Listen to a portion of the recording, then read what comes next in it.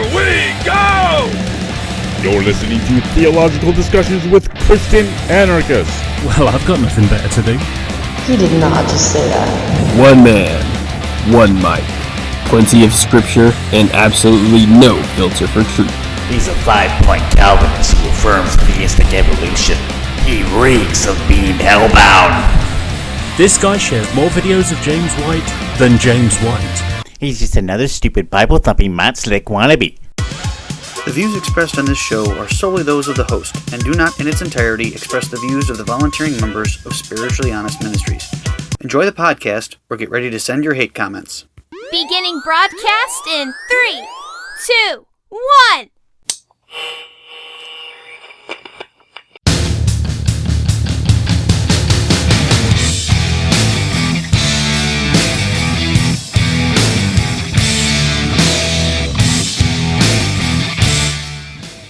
Alright, good evening, morning, whenever you're watching this podcast, we are here. It is Theological Discussion. I am the Christian Anarchist, and I am drinking emergency water. Gotta get the immune system started up.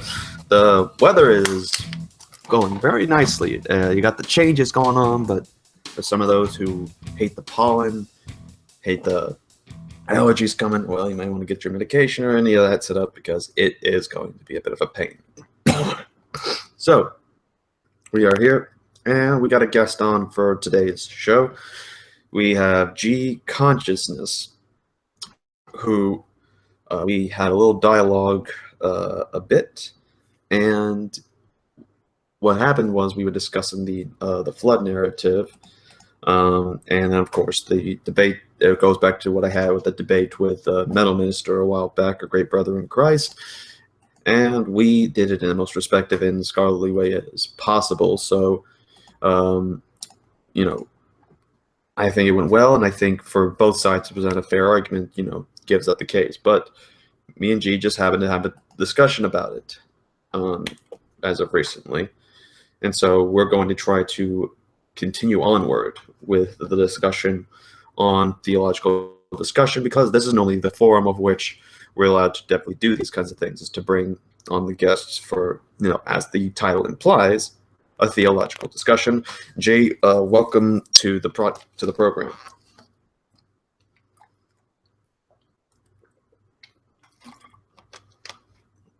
Jay, are you there? Yeah, I'm here. I'm sorry. Can you hear me? Yeah, I can hear you now. Yeah. So, what was the last thing you said? I did something real quick. I know you. No, I was just welcoming you. Right. Peace to the family out there. Thanks, Christian Anarchist, for having me on to have this discussion and build today. And right. I look forward to it, and I'm interested to hear what you got to say concerning this local flood. I take the view in the position of a global flood rather than a local flood. So, and I think the scriptures teach a global flood rather than a local flood. But go ahead. Well, the thing is that I think that it comes out in a different way based on how we're interpreting it. The concept that I try to do is try to understand how the original Israelites would have understood it based upon language and context, as well as trying to go to the original languages to help determine the means of the interpretation. And one thing that I recently found interesting to help explain where this flood is limited is that go to Genesis chapter 10, where we're seeing the generations of Noah, and we also see the list of these different cities. And these were the cities that needed to be repopulated because, of the flood. And they were all within the global region of or the local region of what the people at that time were familiar with. And so and we see the same thing happen in Genesis when we see it says that the whole world was taxed under Caesar. We, of course, don't take that to mean that, that the Native Americans in America were given taxes to Caesar, or that the Chinese or the Asians were paying taxes to Caesar, but rather that it's focusing on the world or the surrounding cities that were under the influence of the Greco-Roman world at that time. And that was how they understood it, as the world that Caesar was in control of. And when we take that into account, then I think the same thing can sort of similarly apply to what was the world to the Jews at that time. Before we had the Tower of Babel, the fall, you had, they were all in one area, maybe a little bit far away, but they're still all within that one gathering of an area. They're on different countries or different continents and all that stuff. They're all specifically within that region. And that's based upon how, if we go with that, then whenever it says the whole earth, it's referring specifically to the land, or even if it is referring to an entire world, that's the world that they know. They hadn't gone to these other places yet. They're referring to a part that they are well familiar with and what they well understand. So they know that these are the only people that are going to be here. These are pretty much the Billy and the Bobs and the Jones and the Joannes that have committed these atrocities and that are going to be wiped out due to the flood. So that's pretty much a basic of where I hold to on that. I don't see what the main objections are from your side, though. I seen the ones from Metal Minister, but from what I understand, you try to go a bit more basic concerning the questions or the objections thereof.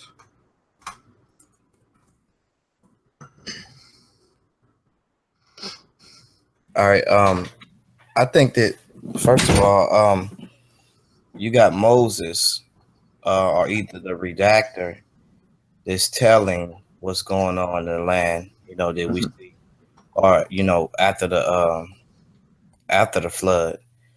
And when we look at, he's the one who's giving the geographical locations concerning where the boundaries of the nations were set at to be. Chapter 10. In other words, there was no nations before. So now he's given the boundaries. Remember, the boundaries are named after the people. When you look at the sons of Japheth, Ham, and also Shem. So these are actually the names of the people that are what they named their land and their boundaries. And there were set boundaries, so you wouldn't have, because it's first of all, at the Tower of Babel, he's writing chapter 10 before 11, but in reality, theologians say that chapter 11 is actually before chapter 10. Chapter 11 is the result of chapter 10, actually. In other words, why they were spread about. So I think that it's about looking at the redactor and looking at what he's saying in Genesis, as far as dealing with Genesis chapter 2, when he explains the different geographical locations that had gold and where Eden was, and the Euphrates and the Tigris. He's looking at the geographical locations and explaining these things, and also the certain minerals that these places had. But these are boundaries that have been set. So Moses, during this time, would have had or the redactor would have known about Genesis 10 and Genesis 11 because he was the writer of it. And so I think that that's the first thing we got to look at, is that even when you say that it was global, if you say that it was local, then, and you say that they're going back to the places that they were before, how this local flood, why if it was local, then those places that they were at, what was they all doing? First of all, in that one area of what this local flood was, because Mizraim would have been in Egypt. Put would have been in North Africa. And where's Mizraim? I'm sorry. And who's Mizraim? Mizraim is the sons of Cush. Sons of Cush. So they dwelt in North Africa. And so if they were they dwelt in Egypt, and so if they were going to, I mean, if they were going back to those places where they already was, then why was they in that one geographical location in the first place, which you said the flood happened at, and you stated that all people was there at one, they was in the same vicinity. So I disagree with that. I think that we have to look at it from a redactation standpoint, and I'll be able to look at the evidence on that was the main purpose of them centralizing, so they wouldn't be scattered through the earth, because that was the purpose that God had stated in the beginning, to replenish the earth, as well as when he stated to replenish the earth with Adam and Eve. Remember, you do believe there was one continent, or do you believe that there was a separation of continents before the hand?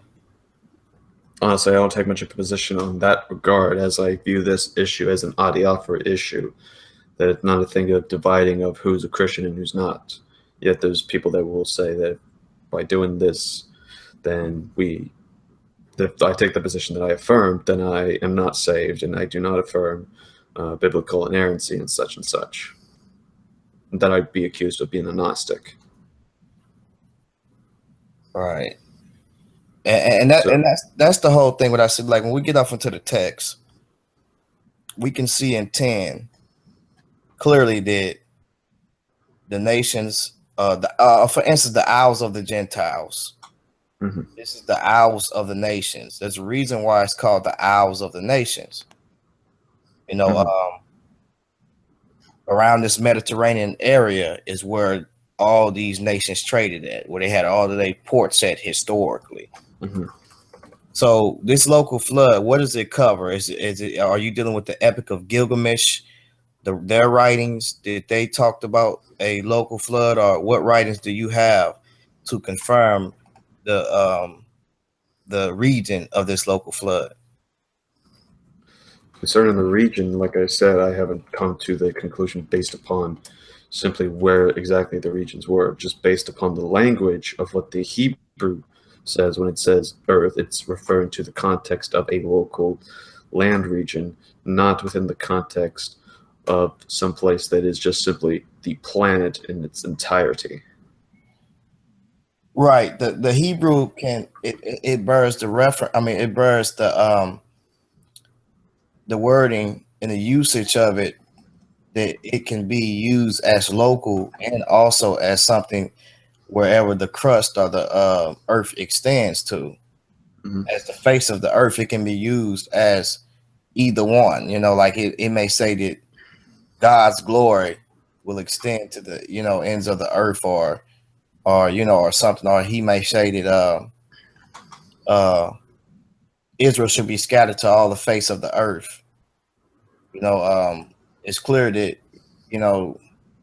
we can see that it can be talking about either that vicinity of that landmass, or it can be talking about globally. But I can explain why it is something that is globally, because we can look at the file of the earth. They all died. So why would it, if it was something that was a local, why would it just happen in that vicinity? And what will cause the file of the earth to die? What do you mean, what causes the file of the earth to die? Yes, what will cause the file of the earth to die? In a local vicinity, all of the was they only flying in that local region and not outside of that region? And why was they only confined to that region? And what will cause them all to die? Because they all died in a narrative when we read the Bible. And in reference to what, though? Matter of fact, let me pull it up, because I don't want to. In reference to what, though? And I'm sorry? And they all died in reference to what, though? Because of the cause of the flood. So why would all the file confined to one area? And if so, that's something that's unheard of, a file flower being confined to one area and dying like that. That's not usually how that works. Well, that's the same thing that I said with the other passages. We're getting an echo on your part. Okay, let me. I'm sorry. Let me get ready to mute this because I didn't open up something. Let me turn up my volume a little bit. Let me know if it's still echoing. All right, let me try again. Is it still just a little bit? All right, so let me because I opened up this other thing, so let me mute myself while you're talking. Go ahead. Okay. So concerning the fowl of the air, it's the same thing that I hold the consistency of, which going to it's referring to when it says the earth flooded, referring to what they understood as the earth, the places that they knew about. So referring to all that died, definitely all that was around them. And I think the birds, by God's will, could have even stayed within that land as well. As far as how else they would have died by this, that's also the other part that's considered one of the mysteries of God, Deuteronomy 29:29, that sometimes we can't have the answers to in regards to this specific issue.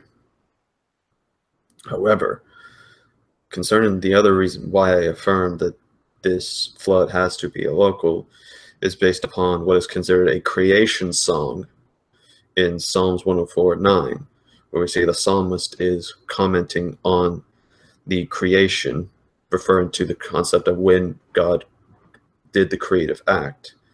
He says that thou hast set a boundary that, and I'll read from specifically the King James of my software right here, Psalms 104, verse 9. Thou hast set a bound that they may not pass over, that they turn not again to cover the earth. He's referring to the waters at this point. So when he's going about in that context, he's saying that they are not going to cover the earth right as soon as it's talking about, just the waters aren't going to be covering the entire surface of the earth. So, because that's already been done before when God was creating and forming the earth, it was already water, and then all of a sudden you see the lands form. He creates the earth, the land itself, that forms it. And in fact, there's actually a Jewish Targum that adds to the text, and that's basically the spoken tradition of the Hebrews, which is, thou hast set a bound that they may not pass over to the rolling waves of the sea. The source of which I get this is from John Gill, who is a very extensive studier of the Hebraic culture, especially regarding the Jewish Targums. So in regards to that, the whole concept of creation was that when God had created, it was already flooded with just water, and then land forms during creation. And it's at this point that the psalmist is commenting on the passage and says that thou hast set a bound that they may not pass over, that they turn not again to cover the earth. So he focuses on this again concept. So if we take this into consideration, start from Adam and Eve, go onward. If the entire earth is covered in water, then the psalmist in Psalm 104, verse 9, has made an error when he says that God has set a bound that they, referring to the waters, may not pass over, that they turn not again to cover the earth. So that is one of the main arguments as well, is that we're looking at a bit of a commentary on Genesis, on creation, from one of the psalmists themselves. And based upon what scholars have pointed out, this particular psalm was most likely written by David. Out of all the different psalms that they have there, this is one of those that comes in the later tradition that can be ascribed to David.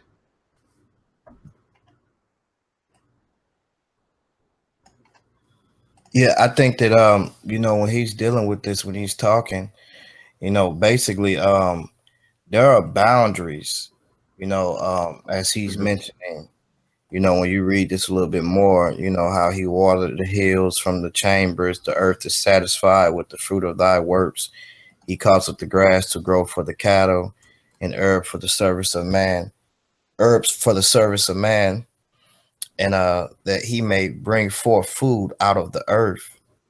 So this is not only just confined to one geographical area, but also to other areas just as well. So this is the things that this is the things that he uses to what he has installed to operate in the earth. Now there are local floods, but if you look at it, God has set boundaries, and those boundaries that he have set, if things go outside of those boundaries, it's because of judgment, but it's still not bringing the condition that we see that I believe would have happened with a global flood, because that's one of the things that he has set, that it should not happen again. Now, if there is a local flood, that still does not break God's promise concerning that he will not bring a global flood, which we must look at, and we know that it's global because the ground was not only cursed with that. If you're saying that it is a local flood, but overall the ground was cursed and still is cursed today, basically. So there has to have been a global flood, because if you're saying that he cursed the ground, then you will have to say that it was cursed only with that local area. But that's not what we see scientifically today. I don't think the cursing of the land automatically equates to the bringing about of the flood. It's that God uses a flood to bring about judgment upon a group of people who have rebelled against him. Right. But overall, the whole curse of the whole earth is we see here, because when we read the New Testament, it says the whole creation is groaning due to the fact of the man himself, or the the sons. They waiting for the adoption of the sons of God, and so that's those that will be converted over into the kingdom of God, and will make a change on this whole environment, on this whole earth. And so it seems to me that the judgment was not just in a local area, but this affected the whole social system up under the heavens, as well as the everything that adorn inorganic material. Everything that was organic is living has been affected by what happened to the earth. As I said before, there's no possible way that you can get a region, let's look at this. Matter of fact, we can actually look in and open the scriptures and read it. Okay. And look at what David's actually saying, and then verse 9. Let's look at the topic of it. It says, let's look at what he's talking about. Jump up to 5. Of what chapter? Psalms 104. Matter of fact, we can start at the beginning, because he's really talking about the earth in general and not just a local vicinity. He says, "Bless the Lord, O my soul, O Lord my God. Thou art very great. Thou art clothed with honor and majesty, who covers thyself with lights as with a garment, who stretches out the heavens like a curtain, who layeth the beams of his chambers in the waters, who maketh the clouds his chariot, who walk upon the wings of the wind, who make of his angel spirits, his ministers a flaming fire." Now here it is right here. "Who laid the foundations of the earth, that it should not be removed forever." So we see that the topic here is starting to deal with the foundations of the earth. Well, let's continue on. He says, "Thou covers it with the deep as with a garment."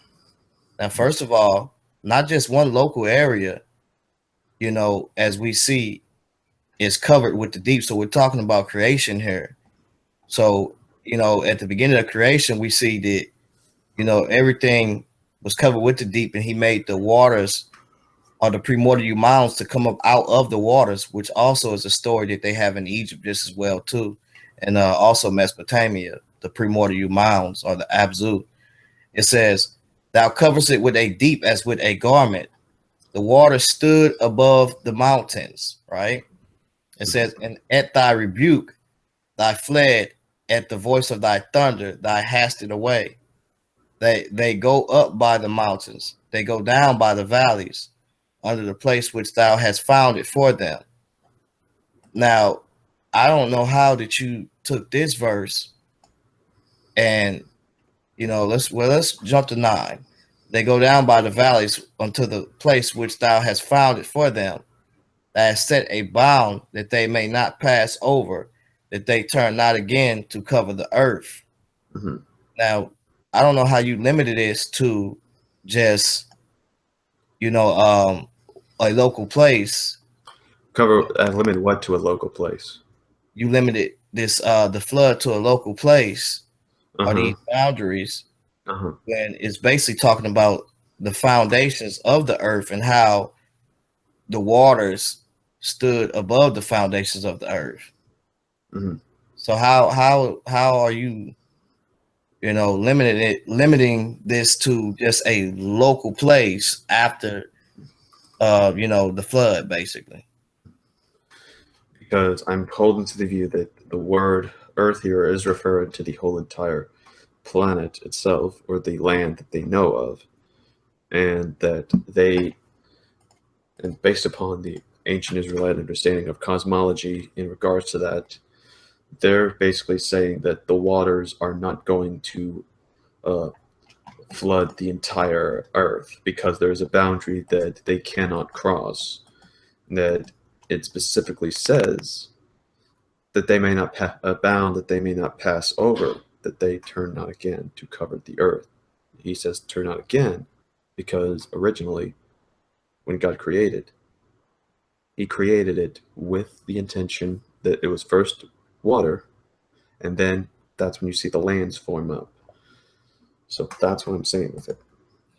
So the word earth here, yeah, right, mm-hmm. is edits, and it's Yes. 8776, and we see the usage of it from an unused root, probably meaning to be firm. Mm-hmm. It says from an unused root, probably meaning to be firm, the earth at large of particularly a land, common country, earth, field, ground, land, nations, wilderness, world, right? And it's a noun. Sports of speech is a noun, a feminine noun, basically. This just doesn't confine this. This is not just confined by one usage of saying that it's talking about just a geographical area of the earth, but it's also used as the earth within itself. Mm-hmm. Because when you look at this, if you go to Genesis chapter 1, let's look at this. Genesis chapter 1 and 1. It says, in the beginning, God created the heavens and the earth. That is the same word right there, H776, which is edits. Uh-huh. And so we know when it says that he created the earth was defined as dry land when we go a little bit deeper down into into the chapter here. It says, and God called the dry land earth, which is the same usage there, 776, edits. Mm-hmm. So my question would be to you, how do you, once again, confine this to a local area when we know that, and you just said because of the usage of the word, when we know that the word edits is also used to meaning the whole earth and also dry land. Dry land just didn't exist in this local region where you're talking about, but dry land exists as a mass or material. Yeah, it did. Right. I honestly don't know why, because you've already asked this question, and I mentioned that the verse Psalm before verse 9 mentions an entirety, maybe it's referring to the entire land mass at that point. So you said it refers to the it refers to the entire land. That's what you said. Yes, Psalms 104:9. Right, and you said based upon the word edits there. Correct. Right, but I mean, you got to have some a little bit more better than that, because the word edits, as I just proved to you now, is also could be talking about the whole dry land, the whole earth, just in general. Yes, and that's what it is talking about in Psalms 104:9. Right. So if it's talking about that in Psalms 104:9, it says, "In the beginning, God created the heavens and dry land or earth." So yes. So did God cover all the earth, or just this portion that we see? The earth was in the water. You want to go over the creation order? Yeah, it was in the water. Yes. Go ahead. So you agree it was in the water before it comes out. In the water, yes. Right. So that's the thing, and that's when he says, then he says in Psalms 104:9, David commenting on Genesis, "You have set a bound that they may not pass over, that they turn not again to cover the earth." So he's saying the way the earth was when it was in the water, when all that water was covering all of that mass, it's never going to happen again based upon that. He doesn't comment on going back to Noah or anything. He comments on that they set a bound so that they may not cover the earth again, referring to when he created. And in Genesis 1, we see that the creation starts with there was water. There was some land in the water, and then that land forms out of the water that was being covered by water. Well, actually, this verse is actually talking about this is not talking about the original creation, because God did not have to rebuke any waters. The Hebrew word that rebuke any waters in the time of Genesis. This is, you can refer this back to Job, when basically Job talks about something that happened when the earth burst forth like a woman that was in birth or travail. This is so the waters of the deep broke forth. This is what this is talking about during the time of Noah, not during the time of the original creation. And we can prove that, because let's look at it. Mm-hmm. Let's look at it. Job 38. We can let's see. Psalms 9. That has set a bound that they may not pass over, that thou turneth not again to cover the earth. Right? Mm-hmm. So the first time we see that, as you stated before, that when God founded the earth, it was founded and it was in water, right? It was in water when he founded it. Now, when we seen that God set this when he rebuked, basically it says, "Thou at thy rebuke they fled, at thy voice of thunder." That's another thing. They hasted away. That should be an obvious clue right there. At the voice of thy thunder. So now we're starting to deal with we're dealing with lightning now, thunder now. So if you're gonna hear thunder, you're gonna hear lightning. So now we're dealing with something that would have occurred basically at the time of the flood. Because when we start looking at it, most of our— Not necessarily. So there was thunder and lightning before the flood? Yeah, most likely, yes. Oh, okay. Do you know what thunder is? It's a plasma, right? Okay. I mean lightning, I'm sorry. Okay. Now, do you know that the majority of our of our lightning is what comes from a lot of these type of subatomical particles I believe it's nitrogen and something else. Mhm. These atoms just basically Okay. causing this plasma to go forth and create something like I believe they said a Z pinch or something like that. Okay. And But are you saying that this was happening before the flood? I'm saying most likely yes. Oh, okay.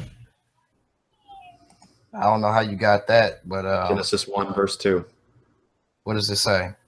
And the earth was without form and void, and darkness was upon the face of the deep, and the Spirit of God moved upon the face of the waters.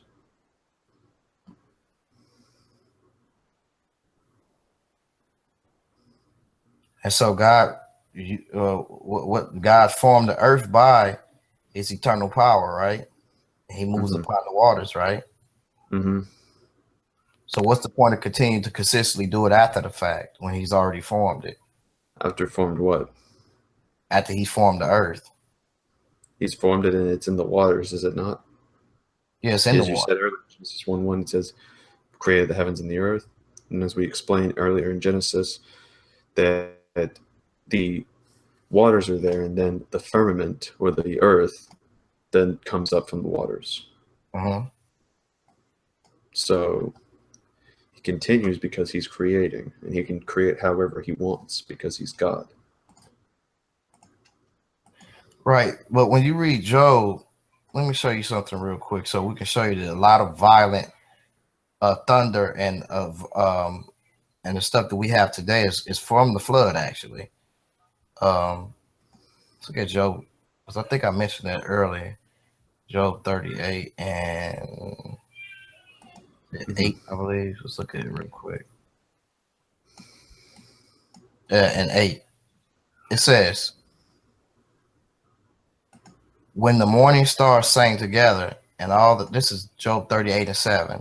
Yeah. When the morning stars sang together, and all the sons of God shouted for joy, or who shut up the sea with doors, right? Mm-hmm. It says, when it break forth as if it had issued out of the womb. You know what that is? What he's talking about? What? When it break forth as he has issued up out of the womb. I know what it's talking about, but I would like you to tell me first. It seems to me it's talking about when the Job now is explaining when the waters basically came forth from the fountains of the deep. Okay. And what do you think about that? What do you mean fountains of the deep? At what time? I believe it's at the time of Job. I mean, not of Job. I'm sorry, of the flood. Well, that's where you're wrong on that aspect, at least based on what I'm reading of it. When I read it, what do you think sons of God means? Angels. Mm-hmm. So it's not referring to people, so this is referring to angels. That's also the other thing that the Targums have also mentioned about this. So then we go to verse 8, or who shut up the sea with doors when it break forth, as if it had issued out of the womb. And the one thing that we noticed about this particular thing that is referring to the earth is what is then breaking, that is coming out, as if, the sea is giving birth to the earth. That's the kind of language we see is with the creation order. This, whenever the earth comes up from the waters, it's given it the depiction as if it is issued out of the womb. So we get that sort of narrative to help us understand the imagery of creation. So I don't see anything in regards to this. But scientifically, we can look at to where if you take the water off of the earth, when it looks at it, it says the fountains of the deeps was broken up. When you look at the earth and the mid-Atlantic ridges and also the Pacific, of what we see in the Pacific area, ridges in the area, we can see to where the mantle is exposed in this area where it broke forth.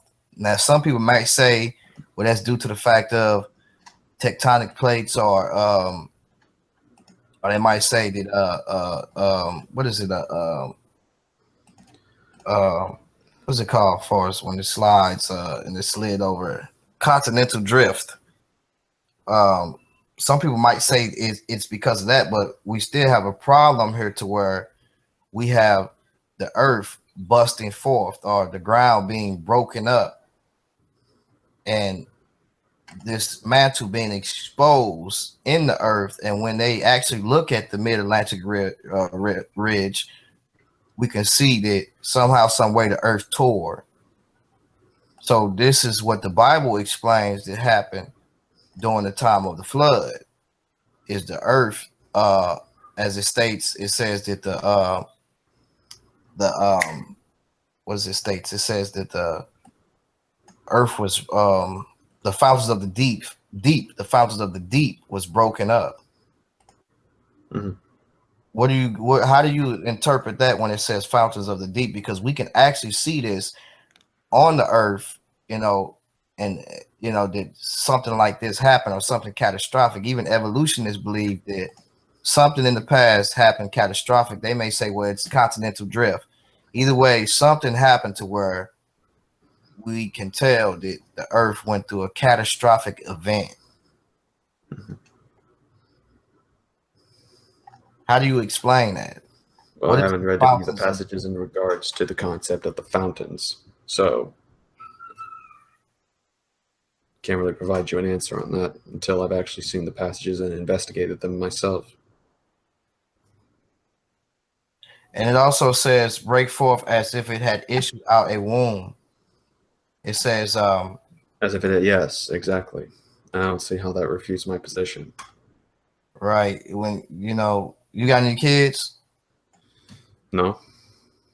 Right. He's using this as if it had issued out a womb, like a water breaking forth or something like that. Yeah.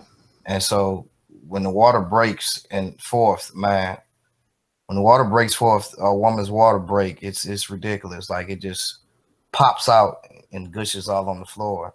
Mm-hmm. But it uses the specific of is if issued out of the womb, not just refer to the water itself, but to what comes out as a result of this. And so when we refer to that's why we have the imagery of the womb, because as John Gill mentions in his commentary, and he probably agrees with your position, but still mentions this, as a child out of its mother's womb, so the seed burst forth and issued out of the bowels of the earth. So the bowels of the earth is considered here, and covered it all around, as in Psalms 104:6. And now it was that the Spirit of God moved upon the face of the waters before they were drained of the earth. This was the first open visible production of the sea, and may be called the birth of it. See Genesis 1:2. So basically, are you saying that when God founded the earth, it was under the water, right? Well, based upon what he's saying here, the earth was just earth. It was dry, and then water comes upon it, covers it, and then the earth eventually comes above, and you can actually see it within the water, so that it's floating on top of it. Well, that's funny that you said that, because the different accounts that they have, historically and biblically, almost match up the same. And as I stated before, they talked about the Apsu in Mesopotamia, which is like an aquified water, or a abyss of water, and from that comes forth the primordial mound. So I don't know, how you have dry land. You have you have this dry land that comes forth, and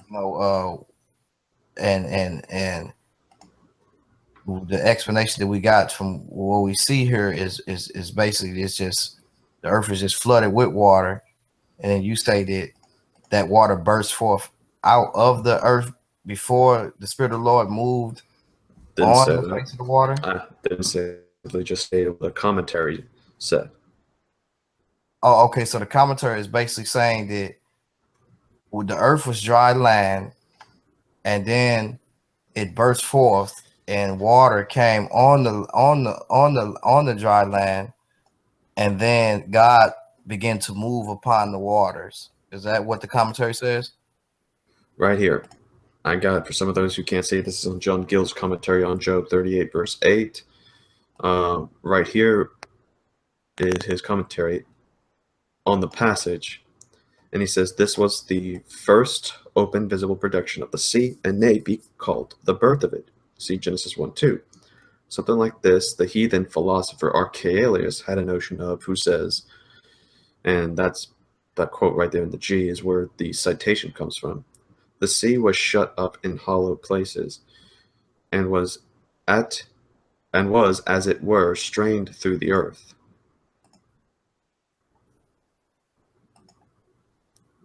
So that's John Gill, scholar and preacher's commentary on the matter. Right, and that's fine, but at the same time, like, you know, that doesn't really make a difference. Everybody, you got theologians that disagree with that. But I'm saying that. But what's their standard ultimately? I'm saying that all I'm asking is this: is the standard is that when God founded the earth, it was on water. Matter of fact, let's look at it. Even the scripture says when the earth was founded, it was just hovering above the water to begin with. Hold on, earth on water. Look at it.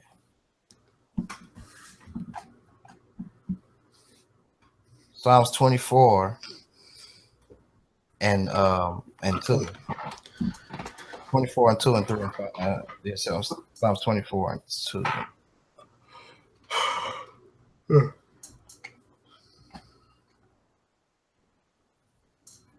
All right.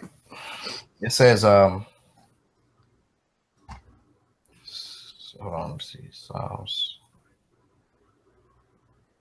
Sorry, 24 and 2. It says, the earth is the Lord's, and the fullness thereof, the world and they that dwell therein.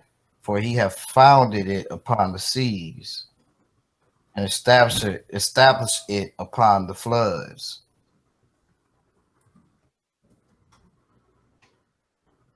He establishes it upon the flood. Yeah, so as we see that he All did. Right, so, I'm sorry. So what verse is this? This is Psalms 24 and 2. Okay, Psalms 24:2.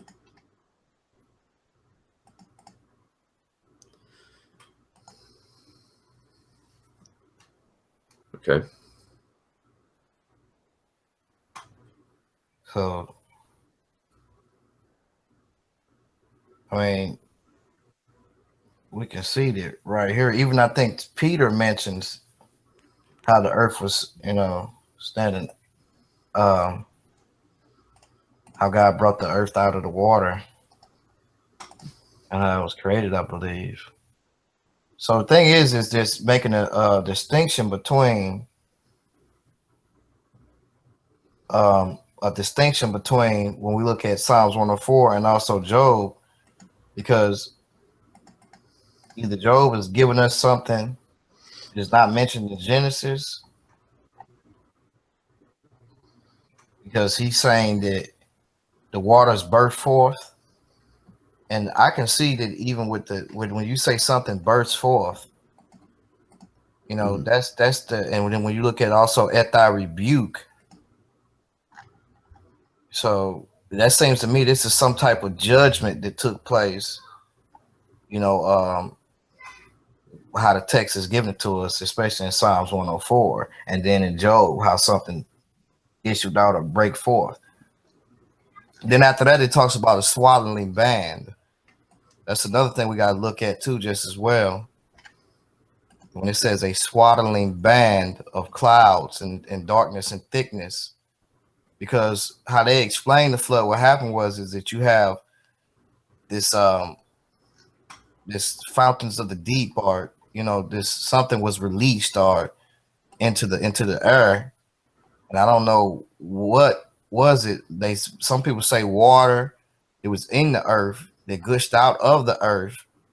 And then they say that it sprayed up, and once it sprayed up, it caused what we see today as your lightning and your lightning and your thunder, because it's an effect of what took place at the flood. You know, so I mean, the first time they seen a rainbow or some type of this storm was during that time. That was the first time they seen a rainbow, knowing them, and God gave a covenant. So it would have been that before then they didn't see it. Probably, I'm not sure if it rained or not, but you know, it probably didn't storm in the case to where we see this happening now. Of which causes tornadoes and different things like that. I don't think that stuff took place then. Those things are effect of what took place in the past. Of what past? After the flood.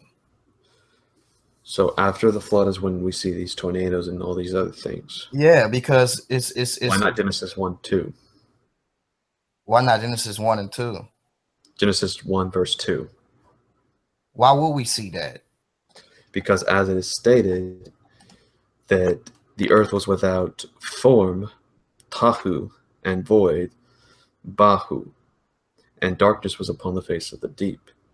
The word for darkness, tosek, has also been understood as chaos, as well as the thing is that, well, actually, I got it wrong. It's the form. It's tahu and bahu. In other words, saying that it is without order, and it then says and void.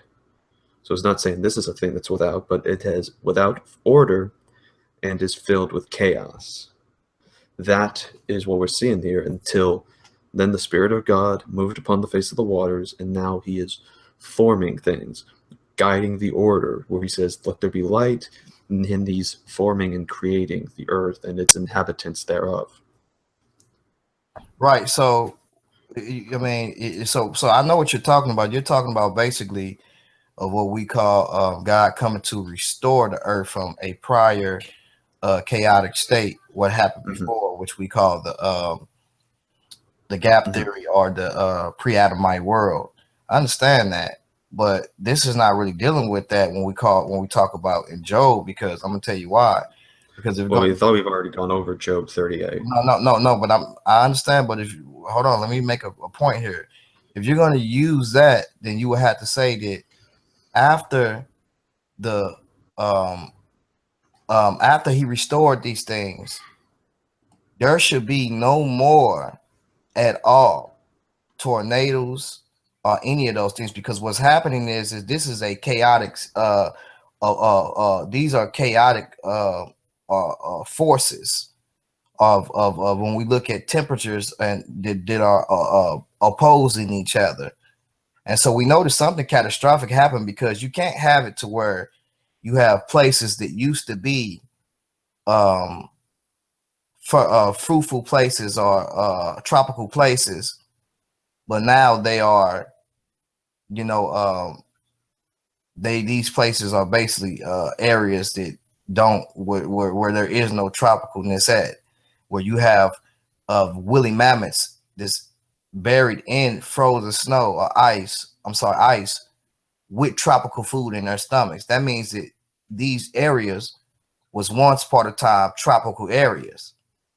So something catastrophic happened in order for this place, in order for the earth not to bring forth all at once, you know what I'm saying, in its seasons, in order, in every place, because that's how it should be.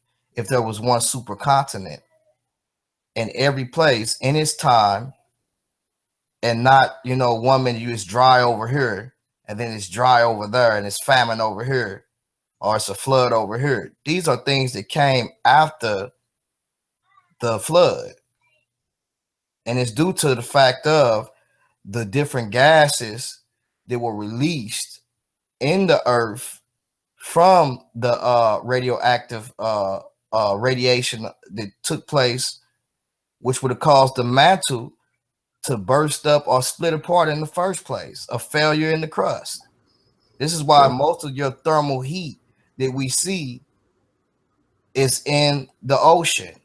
And then when we look on the lands, the majority of your thermal heat is not even dispersed evenly. And then this is why when we look at intrusive rock within the geological records, when we look at just so you know, I'm not a scientist, so I have absolutely no idea what you're talking about right now. Oh, see, that's what I'm saying. Like when you look at and that's the thing. Like I study a lot of geology, and when you look at the geology and you look at a lot of the geographical locations, what we're seeing is that something in the past happened. When you look at the sediments, what is sediments? These things that we can explain scientifically, and those that are reading the biblical text can see what happened globally. Look at your fossil record. So you can't say that this is something that happened locally, as far as in the Bible, but we have scientifically something that happened on a global scale, and also in the Bible it says that. But you're gonna necessarily interpret have that as the case. There are people that are geologists in the sense, and will say that the Noahic flood is more likely scientifically a case, as we see in this one article from the National Center for Science Education. They say the article, quote, "Yes, Noah's flood may have happened, but not over the whole earth."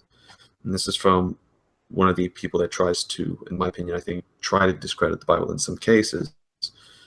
But they have scientific evidence against a global earth, and that there's regional and scientific evidence for local floods. So if that's the case, if we're going by science on both sides of the issues, the only matter is then how do we interpret the text? So that's why I'm not really a fan of getting into the whole science thing.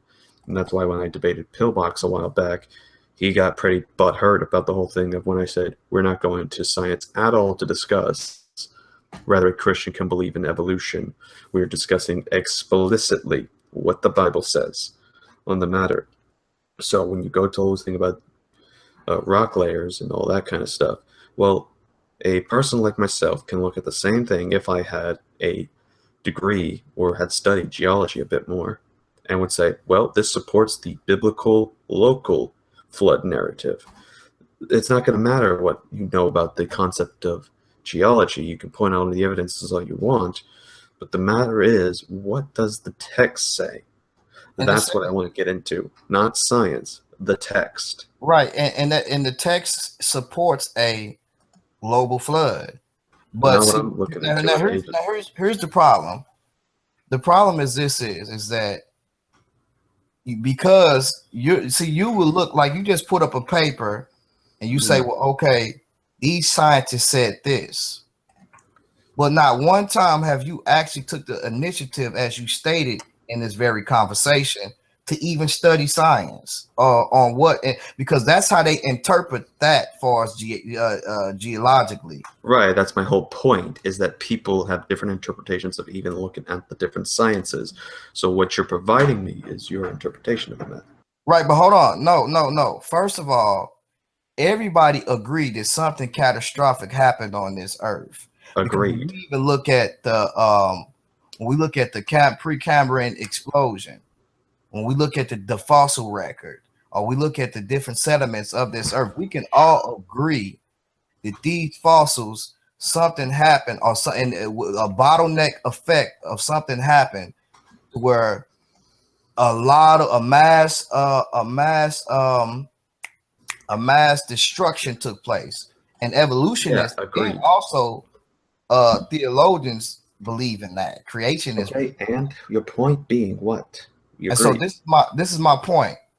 You arguing right about a global flood on what the Bible says when you can't really prove biblically that it is not globally. First off, you have no. Well, the first thing is I'm not arguing for the case. I'm simply stating what my personal conviction is based upon the reading of the scriptures. Oh, okay. Well, when I study it, I don't try to force people to read this position. If you're a global flooder, fine, hold to your view.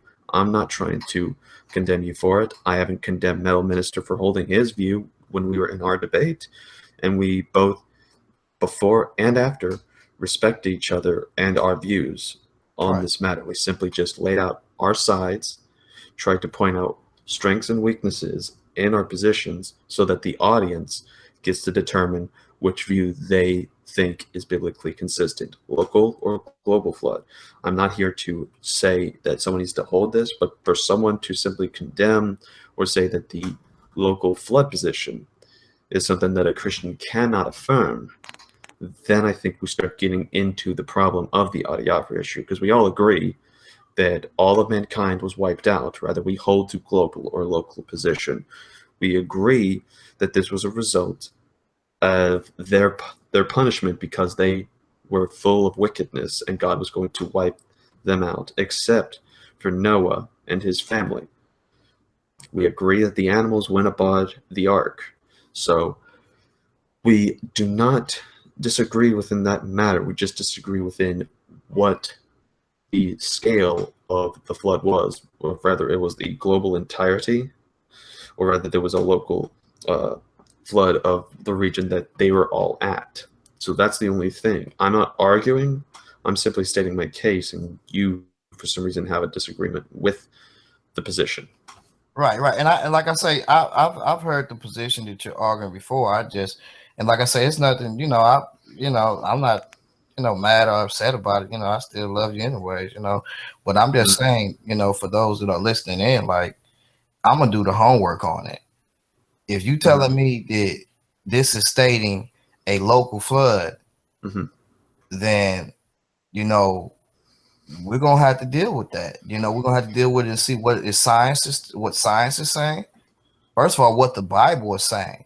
Well, the thing is, if you're going to do that, then you are going to have to do the point where you interpret it in light of something. You don't simply go to science alone on the matter. If you're going to science, you're obviously going to go with a presupposition in mind of your worldview. That is just how things happen. You see that with young earth creationism, old earth creationism, and evolutionary creationism. We all agree it's creation. And when we look at the evidence of science, we have different conclusions, and that's because we have different starting presuppositions when examining the evidence of such things. Right. But I'm just saying, I'm a guy who doesn't hold that the Bible is a science book and that it's not in conformity with science. One of the reasons is because of this particular model of the flat Earth that is mentioned that the Israelites did hold to in regards to cosmology. Based upon the language of the Bible as well as the surrounding culture that they are in, they affirmed that you have the firmament, which was a little domed area that was able to cover things. Then you had the sun within it, the moon. They didn't even view the stars in the same sense of like they're just all around in the galaxy. They believed they were like the covering part of the firmament, like they were stuck on the firmament. And they believed that they couldn't move, these stars couldn't move because they were, little like, it's like if you look at a paint and you see sometimes you go into a room that has stars on it, they viewed it like that. Like it's like wallpaper for the firmament. But when they see moving stars, like shooting stars, they viewed that as angels moving about going to do jobs. They didn't view it as a shooting star. They viewed it as an angel. And then you have, of course, the clouds and such, and then you see the foundations of the earth, of the flat earth, these pillars, those are the foundations that they viewed as. And that's the other reason why, you have when the earth forms up, it forms up like this, because it's coming from the waters. And then this is the other reason why it has the boundaries. The boundaries are set where they are, as I'm showing in the picture to you, is that they will not cross over this. Except you have certain places within, let me try to zoom in a bit here. You have this part of the thing where there's going to be some rivers and such within there. And the rivers are going to be what, at least according to what I've read in the article, are what causes the flood to happen in that thing, is that the rain happens, and then the water breaks in, and then that's when all that water soups in and swoops them up. So that's one of the models that I've seen that has been mentioned, but this is that's not what the Bible teach. And if you look at about what? It doesn't teach a flat Earth at all. I never said it did. I never said it taught flat Earth. Right, and so you had ancient cultures, like when you talk about a molten, the heavens look like a molten glass. Well, if as I stated before, I study geology, I study these things. If you know that when you're making or when you're um, making these different types of metals and melting them, when you look at how to make glass is made with a certain specific type of sand. So when you he put heat to it, it looks like the sun when it's on a sunset, molten and hot. It's not talking about no dome or glass around it. No. And then the firmament, when you look at the scriptures also, there's a Hebrew word that the bird is condensation. When you look at condensation comes from when they're from vaporization. In other words, when the earth when the earth it vaporizes a gas, and the gas flows up and it condensates that gas and it turns into water and it rains on the earth instead. So when you look at when he's in Job, he says he puts the water above the clouds that they fall not down. The way the water, the clouds hold the water up on the clouds, hold the water, the clouds hold the water above the clouds or within the clouds, and they don't fall down till it's ready. And so it's kind of weird how he's saying it. But when you look at the word that when he says a mist to come up, that word is a vaporization. So when you're looking at it, what God is doing in the beginning, he's restoring the previous earth that condensed and it fell and never vaporized back up again, but was in a condensed form. And well, so but here's the problem though with that. Here's the problem with what you're saying. You're saying that now because you're in a scientific worldview time period at this point. They never had that. They don't understand a lick of what we're talking about now in regards to this. They didn't have this high concept of geology back then. It's not about them though. See, that's the thing what you're not realizing. The language that they're using bears what was being actually done. It's not really they're writing it. They've been inspired. They're not here to tell us. Yeah, and they're writing these scriptures are for a specific audience as well. Right. Inspired scripture does have an audience, and the audience is to the Israelites, and it has to be in a way that these people are going to be able to comprehend and understand it. Wait, you're not letting me finish first off. Well, because we only have like about 5 minutes left before we. All right, that's fine. But okay, that's fine. But let me at least get this out. Now, you said an audience. First of all, before there was even a Israel, they was writing about this event that took place in the past. Israel came and told the truth of the matter of what happened, whereas the other nations perverted it. So that's the whole thing. Like, bottom line is God is in the beginning restoring the heavens, and it says he placed the sun and the moon and the stars back into orbit because they was out of orbit, which causes your solar regulations and your seasons. And so there are three heavens. The firmament means expanse, and above the expanse, what do you have? You have your stratosphere and those different things, your clouds, which was below that, and it retains rain in it to water the earth. Yeah. So this is the firmament that he's talking about, the expanse, because in the scriptures it says that the birds fly in the open of the expanse. So the expanse is a firmament. How is the birds flying in the open of the expanse? So this is not nothing solid. This is something in the open of the expanse. Right.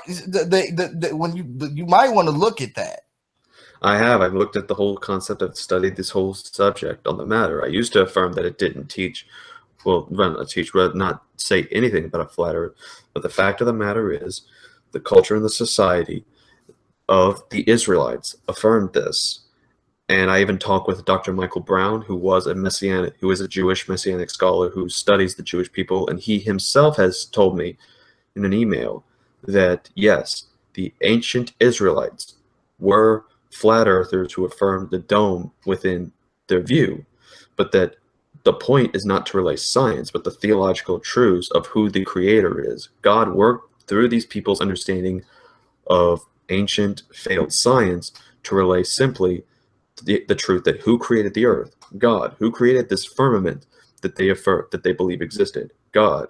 Who created and is sovereign over them? God. That is the key emphasis. It's not to relay science, but as what Michael Heiser has defined, theological messaging. Well, first of all, I understand what Michael Brown is saying because the ancients did view it, but that does not denote the fact that the text does not say that. In other words, the text they does. were That's what inspired. Michael Brown was saying. I'm sorry? That's what Michael Brown was saying, is that they affirmed it because of what the text says, because they, Israelites, were the ones who wrote it, being God inspired by God to write the text to the people of its audience were Israelites. I disagree with that. If he went to write and explain globe Earth and all that stuff, they'd be like, what? Like they'd be confused. They wouldn't be able to comprehend it all. Like, do you know what a pillar of the earth is? I pointed them out, yes. What is it? Well, as I point, I'm gonna get the model again. Right, because hold on, before you get that model, do you know also that in the Bible says the pillars of the earth are the mountains which hold up the heavens? Mm-hmm. See, that's what I'm saying. Like, you might want to go through them texts again because I got heat. No, I've gone to the text. Look, I have them right here. You have these pillars right here that hold the foundations of the heavens, which is holding the firmaments up. Then you have the foundations of the earth. Pillars right is also called mountains. Did you know that? Yeah, there's mountains right here. Yes. And then the mountains over here, which are called the foundations of the heavens that are holding the firmaments up. Right. And that's how I understand that's how they viewed it, but that's not what the text. See, they interpreted that from the text. But when you look at it, the text don't. So then the person who was God inspired, who did interpret it, as you said, that he interpreted it as a flat earth thing, that he was wrong in that case. How does that work? If he's writing, hold on, no, God was not wrong. In other words, I'm not saying God was wrong, but the person who was writing it.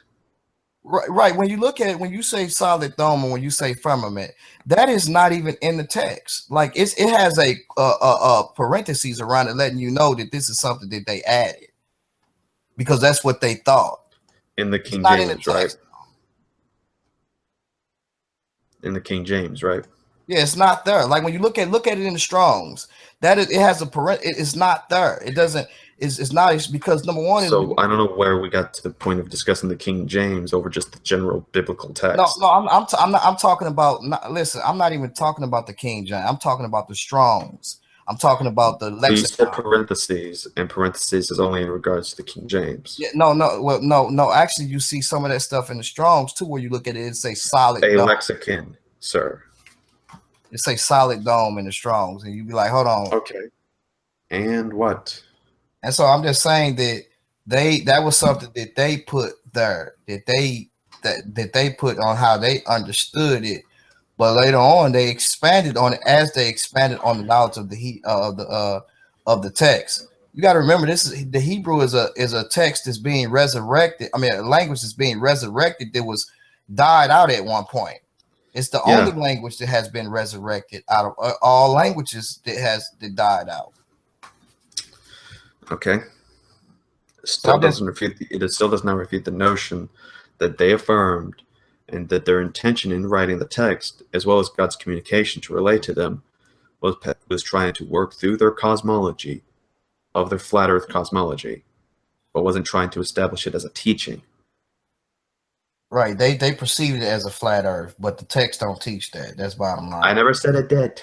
My goodness, how many times do I got to repeat myself? I just want to make that clear so the audience can hear that because there's a difference between teaching and then working through their flat earth cosmology. In other words, saying, okay, so the flat earth and then something about God. He uses flat earth language to them to relay simply theological truths. It's like this. If I wanted to speak to someone and relay the gospel to a person in Mexico who doesn't know English, do I explicitly go English? or Greek or Hebrew? Or do I relay it in Spanish? I go to Spanish because that's how I'm going to relay and communicate and understand the guy. And if I have to explain the gospel in parables, then I will do so with regard to the culture in which he is familiar with. And likewise, God does the same thing in relating the theological truths of the Hebrew Bible when revealing his word to people. And that's why they still had this concept of flat earth and incorporated God into it, because God did not bother to change their incorrect scientific worldview, but rather work through it to relay actually important truths. And that is who is the one true God that will redeem and save people. That is the only thing that was important. God didn't care about whether or not the Bible had some Right, kind I of... understand that. So yes, it does have flat earth language in the Bible, but not as a teaching. Well, I mean, I've just stated that it does not have flat earth language in that. That's a misconception. I disagree based upon what simply the text says and its flat face value, as well as lexical Why support. didn't it say flat? And They could use the word flat there. It's the Hebrew word for flat in the Bible. Huh? There's a Hebrew word for flat in the Bible. Why didn't he say flat? He could have conveyed. Why does he say the circle of the earth instead of the ball of the earth? There's the other point. Circumference of the earth? The circle of the earth. Right, and it's also dealing with the circumference of the earth. It's referring specifically to of which the whole earth that God is able the to dome be is still above. not a circle, though. Huh? Even if you say, where would the circle be at? We're referring to the whole language that refers to creative acts of the earth, of what the earth's description is. We're referring to the whole language. That's how that model is formed. Not just one verse, but of the whole series of verses of the description of the earth, and then formulating it together into a model. So we're focusing on the Hebraic language and their understanding.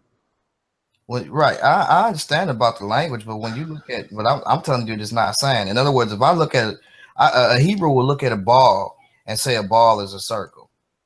They wouldn't say it was a ball. They say Okay, so a two-dimensional shape is a three-dimensional shape. Right. That's what they would do. That's how they would explain. They would look at it. If that's the case, then you're pointing out another error in that case. If you're trying to say that that's their perception, but the book is not really. Then if you're saying that they get to have an incorrect thing in there that is their perception, then why can't the flat Earth concept be the likewise perception? Well, we grow. We start as we start learning. Bingo. All right. But that's what I'm telling you. When you look at the text, it says when we look at the natural things of the earth, it helps us to understand the things that are unseen.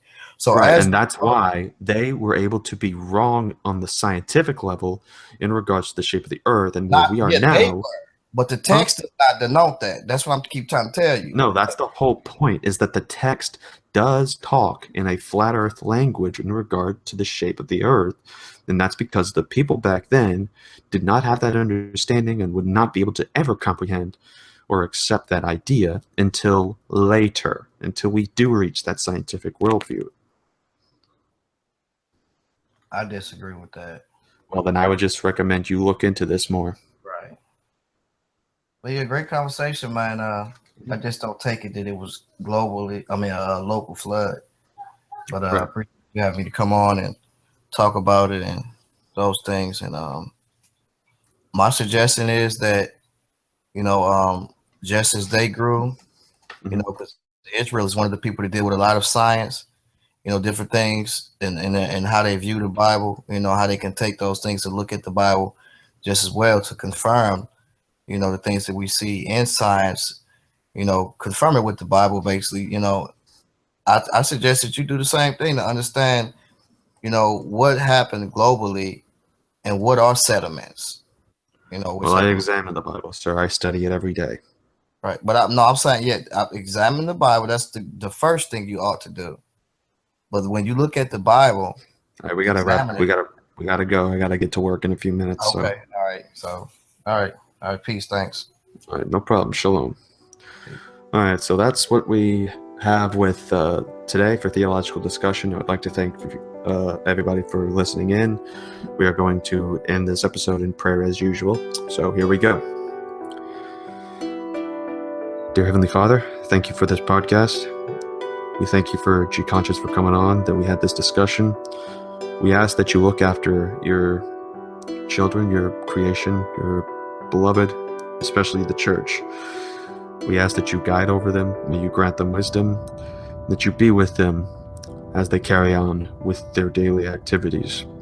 Thank you, Lord, for allowing us to live on this wonderful creation known as Earth.